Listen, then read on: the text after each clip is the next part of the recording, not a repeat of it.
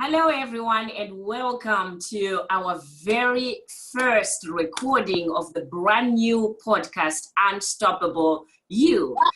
We're talking about confidence. This is an encouragement, empowerment, educational podcast. And what I have done is I am inviting all of you out there that have a story to tell, that have a service that they're serving to improve other people's lives.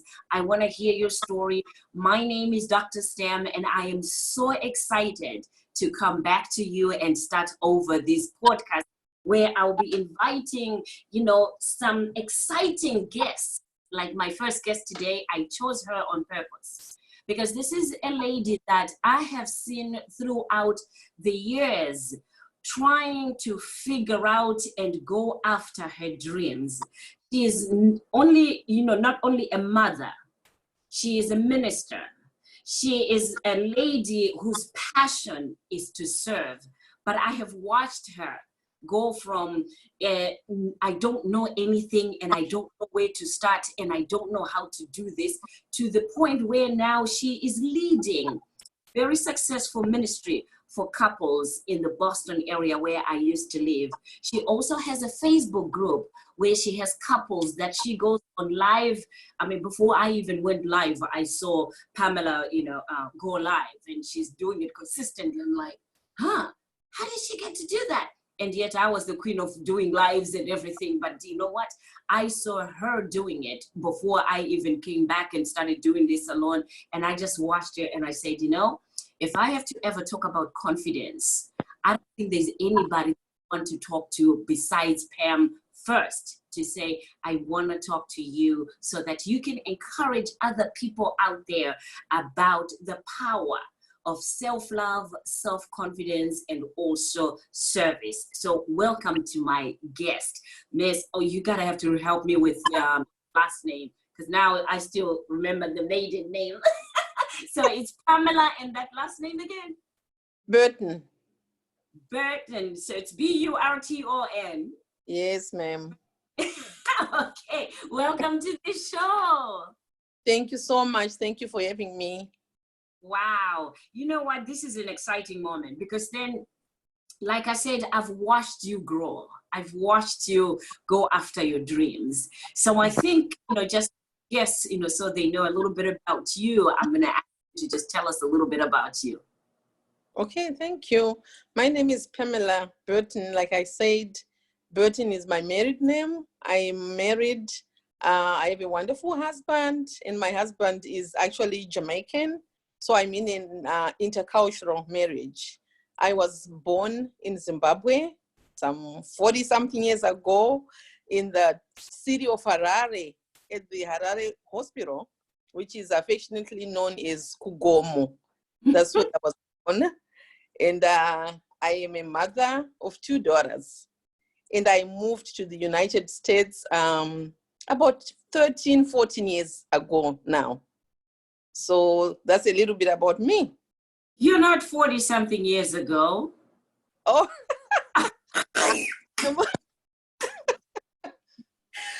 14 years ago. Me and you go back and forth about this age thing. It's like, no, 40-something years ago. Oh, yeah. Because you thought I was older than you. I'm always saying that. I'm like, you're older. You're like, no, Sissy, we are not. I know. And we used to fight about that. We fought about that. But Yes. You know what? So here's the thing. I have seen you grow from, I want to be a coach.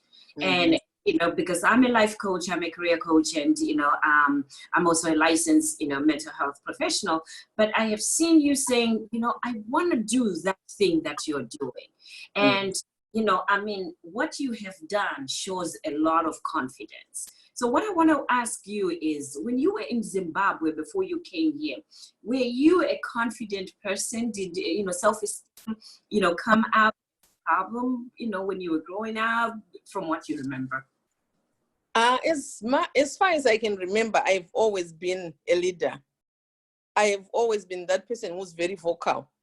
They couldn't keep me quiet even in the classroom. I remember my teachers always used to write on my report that I was very talkative. And I would get in trouble with my parents for that, because I would pass with good grades, but then they would write at the bottom, like on the comments, oh, she could do better if she'd stop talking in class. So, how they take some of these things negatively instead of taking it positively. Now I know better. If I see a kid who doesn't stop talking, I think I would start to look at them like they must have a gift. They must have a passion about talking. So that's who I was, but nobody ever understood that it was some talent in me. I was, a good public speaker. I remember when I was in school, I used to do drama a lot. Like I used to do acting. They used to call it drama then. I would sing in the choir. I would do public speaking. I was a school prefect. I was a head girl. So the leadership skills were in me, but I really didn't know what I wanted to do with myself, because initially I thought I was going to be a teacher, but then I said, no, I want to be a lawyer. Then it all changed. So until now, I was still trying to find my passion, but I think I've always been a talker and a teacher. And I've always been that person who wants to help others. Isn't that interesting? Because I also was a person, in Shona, they used to say, unataurisa. Yes, that was me. Yeah, because you talk too much. Or wakamwarisa. Yes. You're too clever. Is that yes. it? And it's a good thing, but they make us feel bad about it. Like for me, I told you, I'm the first child in a family of 6, and I had 5 siblings. All of them as soft as cotton, so soft, very quiet. And there I was, outstanding, the outspoken one. And they always used to think there was something wrong with me. So how are you? I know you have 2 daughters. How are I'm more like you, outgoing, or they're soft as cotton, like, the other family members? They are 2 different people. My youngest is like me more. She's very confident. She's a fighter. She's a go-getter. She talks. She speaks her mind. Then my oldest is very quiet. She's very reserved.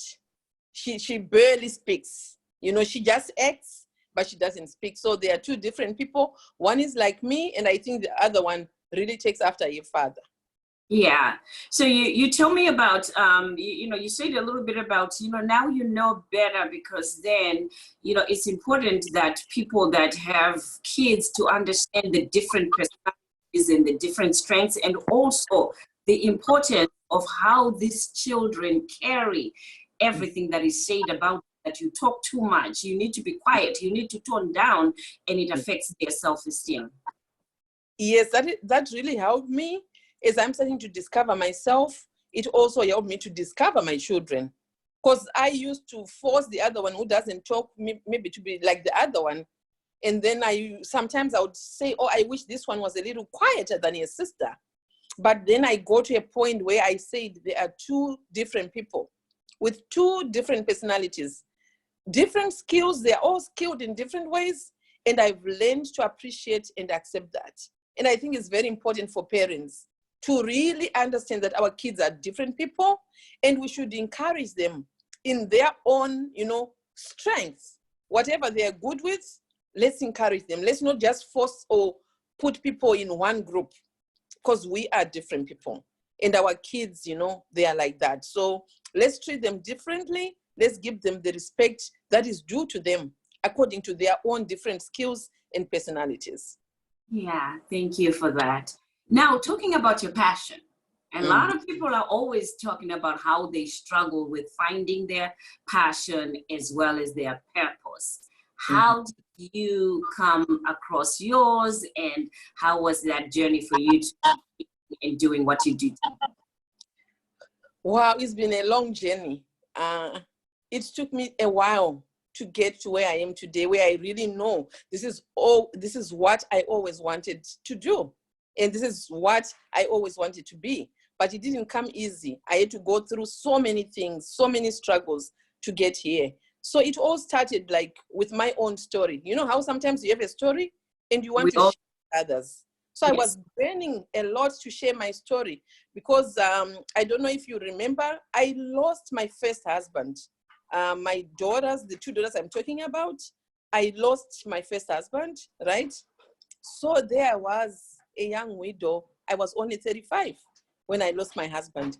And I had to go through the healing process, the grieving process, trying to figure it out on my own, trying to raise two kids as a single parent.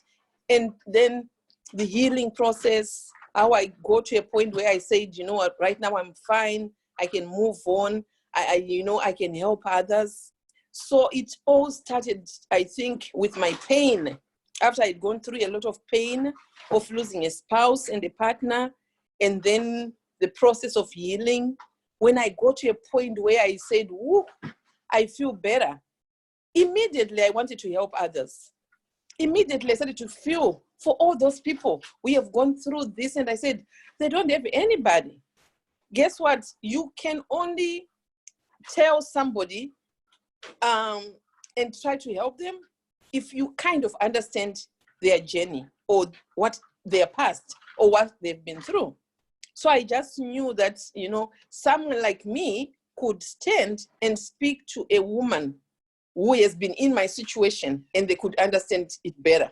And I could help them to heal. I could help them, you know, to move on, because I had gone through the same thing. So it all started with my story of my pain and my loss and my gradual healing. And I just wanted to help others. So initially I was working in the background with women who have been widowed, or women who have gone through even divorces, things which are so painful to talk about, shameful to talk about, things which sometimes you don't even know who to talk to. And I would go after those women, try to find them, you know, help them, pray with them, comfort them, counsel them. So that's how my passion as a life coach started. Thank you. Now, do you remember the first time that you were before an audience telling your story? Remember that time?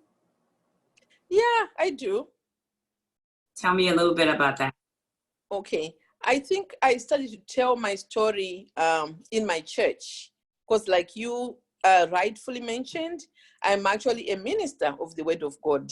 I'm not an ordained minister or pastor, but I work and help people.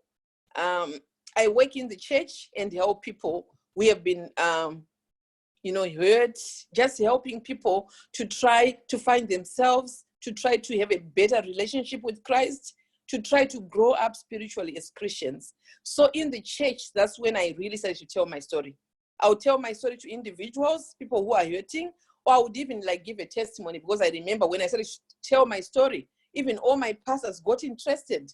They would ask me to say my testimony over and over again, just as a way of trying to help other people. To say, you know what, yes, you know, there's a verse in the Bible which says that, like, weeping may endure for a night, you know, but joy comes in the morning. So yeah, I was healed, happy again, moving on, and I was just encouraging people. And I think the real place I started to tell my story was in my church. Wow. And Yes. very supportive. That's an environment that I've always found that it's very supportive environment. So for those women, you know, and men that always say, you know what, speaking is so scary, that's one place that you can start in a comfortable place in, you know, in church, the one that attends a church. So then from then, you know, how did you get to now know to say, you know what, I love this speaking thing. This is really good. What's the next step? So what happened is, after that, remember, I haven't even gotten to a point where I had remarried. So what happened is, later on, after all this healing, I was feeling good about myself, and I really wanted to find love. So I started praying and, you know, working on getting a partner. Then there I was, God blessed me with a good man. We've been married for 3 years now. And my story was kind of complete, because I looked at myself and I said, I was a widow. I was a single mother. Now I'm restored. This is a full, you know, cycle. that I think a lot of people would want to hear. Because there's a lot of women who are out there, maybe they've been widowed and they just think I should live like that. They just think this is the end of the world. They just think nobody else is gonna like me or love me. So I said, now it's time to tell my story to the world, not only in my church, but let me tell it to other people, even to strangers that I don't know. Because guess what? I have been helped by strangers that I don't know, just by listening to their stories or reading their book, or just going like on a channel on TV and then somebody's there telling their story. And you know, one word that they said changed my life. And I said, here I am. I really need to reach out to more women. I started mostly wanting to reach out to women because I felt like we really relate. You know, I know more about women's issues than men. So here I was, I said, you know what, I need to help somebody. I need to tell out my story so that other people can, you know, benefit from it. And from Norway, I just thought of creating a group on Facebook because I thought it was a good platform because there's a lot of, you know, people there. There's a lot of traffic on the social medias. So that's how I started. And when I started the group, I wanted only women. Then I said, no, since we are going to be talking about my story, my loss, my bereavement, my healing, and now my marriage, and how I want other people to be at the same level, I think we should involve the men. So I ended up just adding the men too. So my first group was on Facebook, which I created just to try and reach out to more people, not only in my church. Dating and Marriage God's Way, that's the name of the group. So it's for people that are dating, it's for people that are in marriages, and check that out on Facebook. So talking about dating, there are a lot of women that will look at this and they say, well, you know what?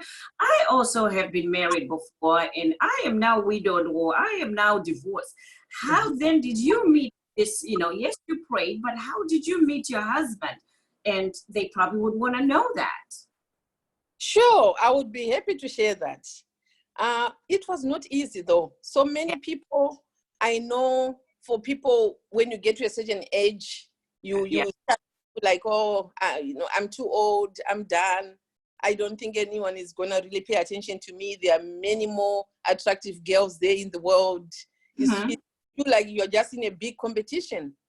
But there is someone out there for everybody. I really believe that. It doesn't matter at what age. If you really want it so bad, I believe it is out there for you. And I believe in God. Like I told you, I'm a minister of the Word of God. God wants it for you. If God created it like that, then he must know that there's someone out there for you. There's no way we can just say, oh, there's nobody out there for me. If you want it, if you have got the passion, if you've got the feelings, go for it. Don't let nothing stop you. You know, we were created to be happy. We deserve this. It's our God-given right. But sometimes people want to listen to other people. People are afraid of moving on. People, you know, they just look at themselves and they look down. They've got this low self-esteem. Like you were saying rightfully at the beginning, they don't have confidence. So it's all about being confident in yourself, knowing that I'm rightfully, you know, able to find somebody. Why not? Age is just a number. So for me, the way I met my husband was in the church. I was praying for a long time. Like I told you, I had lost my first husband. It was about 10 years. 10 years. And to be honest with you, I had never had a boyfriend. I was praying for the right person to come, and I was waiting, and I waited a long time.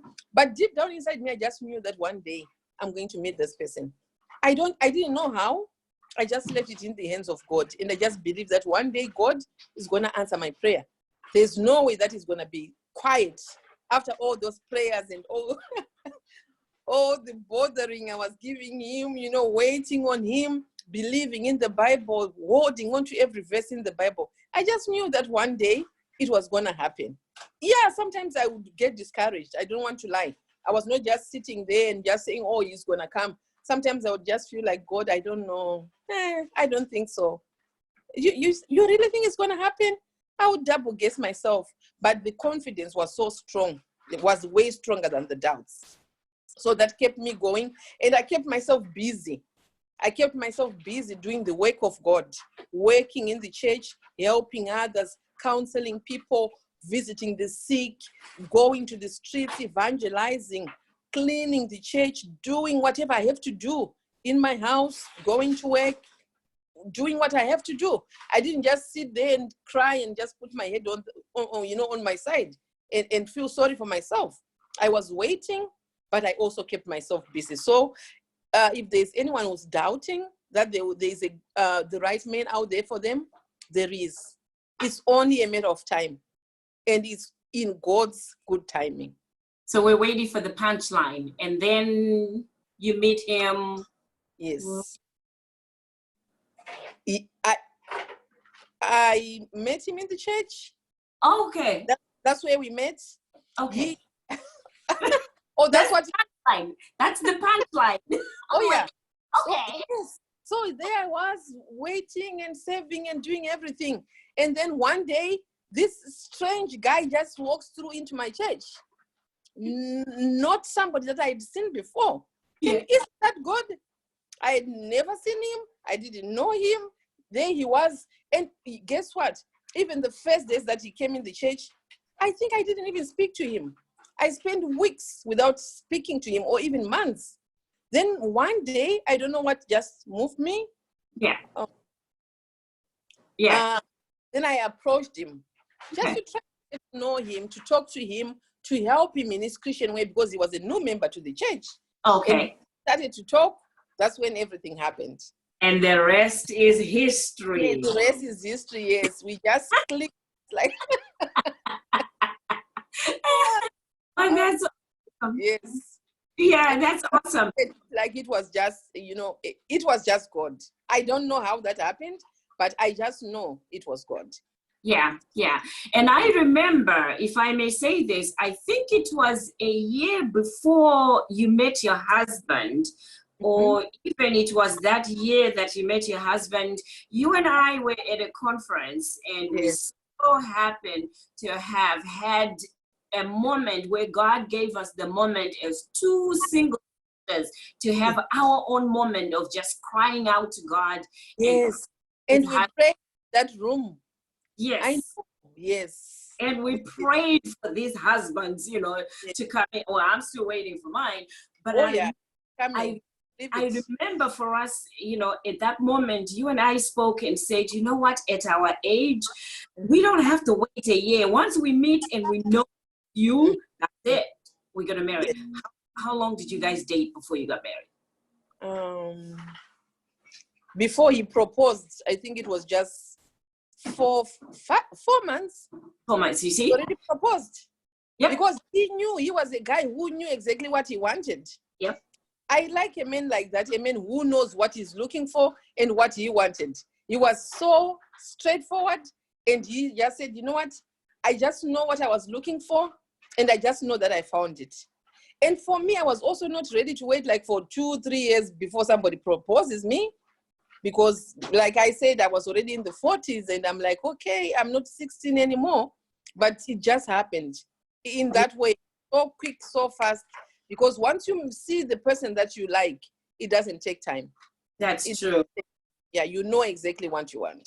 Yeah. So, I'm loving this. Let's get into now the ministry that you're in, and, your conferences that you are doing for your ministry. Talk a little bit about, that part. Okay, so this ministry, like I said, just started when we started to interact on the Facebook group, and it has grown bigger. It grew bigger than that, because after that we had to create another group on WhatsApp just for the ladies, because ladies were like, oh, there are some lady issues that we need to talk about on our own without men, so that we can freely ask questions. So I ended up creating a group on on WhatsApp just for the ladies. So the ladies group is very active. They ask questions, we talk. And recently, February 1st, we had a ladies workshop. Okay. Just a workshop for ladies, just to talk about, sexuality, intimacy, and women's health. It was so successful, so well attended. Ladies loved it. Just, it was just like a girls' night out. Just ladies on our own, talking without boundaries, without fear, teaching each other everything. It was so good. So the ministry is growing. Our first marriage conference, which was the launch, was last year, 2019 in July. So I launched the ministry, and I was also launching my career as a life coach. Because when I started this whole thing, I realized I needed more skills to be able to talk to people. I needed training. And initially, I just wanted to rush into marriage counseling. I just said, oh my God, when people started to ask me questions and there was a lot of people interested, I said, now I need to be a real marriage counselor. And then I rushed all around trying to find a course that I could do as a marriage counselor. And guess what they told me? To be a marriage counselor, you need to get your master's degree. Yeah. But for now, whilst you're working on your master's degree to be a marriage counselor, you can do a life coaching course, which is very good because it will help you to have skills to talk to people. And I embarked on my life coaching course. I loved everything about it. Then I launched my course, I launched my career in July last year. So July last year, we started. This year, 2020, we are also going to have the same marriage conference because everybody voted that we should do it as an annual thing. So 2020, on August 8th, we are going to have our annual marriage conference. We call it annual marriage conference and dinner dance because part of it is learning and getting skills and help about marriage. But later on, we let the couples and the singles have fun, dance, be intimate with each other, have activities, have games, let them say their hearts out to each other. So we call it the marriage conference and dinner dance. So we're going to have it again this year, August 8th. So it looks like it's going to be an annual thing. We're going to be doing it yearly.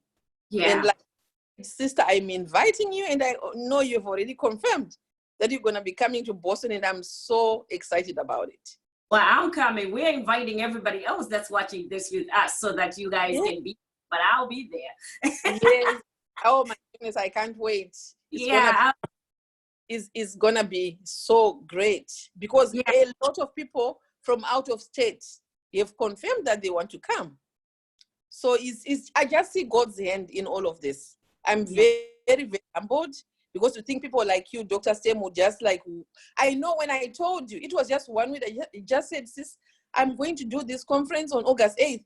And I just know when I send you the save the date, the next thing you send me your booking, your flight booking, you were like, I already booked my flight. I'm like, what? This can't be real. Is she kidding? And that kind of support, is priceless. Is so priceless. I'm just humbled, and we are praying, we are working hard to make sure this conference is going to be successful. Yeah, no, I just want to thank you for coming on today. And the reason why I didn't think twice about coming to Boston this year for conference is because I want to remind everyone out there, to everything there's a season. And when the time is right, everything just works out for you, work out and come together. So, it's my year to say yes. Point where I want to support and be there for everybody that God sends me to be there and to receive those that are coming into my life to also sow a seed and be supportive of my calling and ministry as well.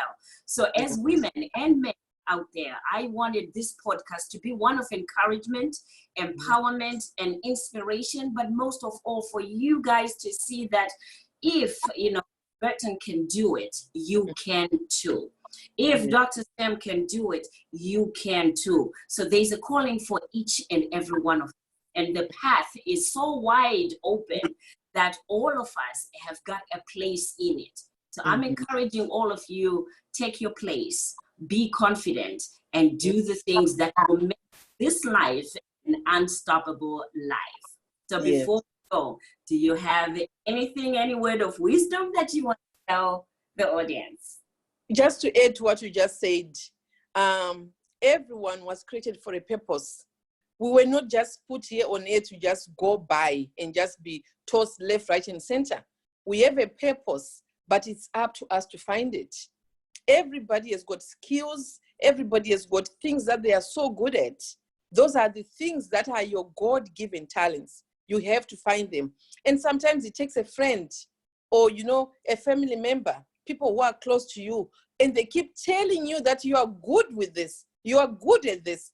They are telling you your passion. You have to pay attention when they say that. Those things are the things that will make your life purposeful. So it's very important that we all find our passion. And when we find our passion, life is beautiful and life is worth living. Hallelujah. Yes. Right. Mrs. Burton, thank you so much for coming onto the podcast today. I want to remind all of you, if you have not been to my website, I have a brand new ebook that is free to all of you, but it's talking about self-sabotage. All of us have those moments where you just sabotage yourself and you don't go for whatever your heart desire is because you're afraid or there's some reason that comes up, and that's what we self-sabotaging. And I just wanted to, encourage all of you to go to www.drstemmy.com and download that free ebook and help yourself, be aware of those things that might be getting in the way of you living your best life. Until then, this is Dr. Stem, the encourager. Thank you.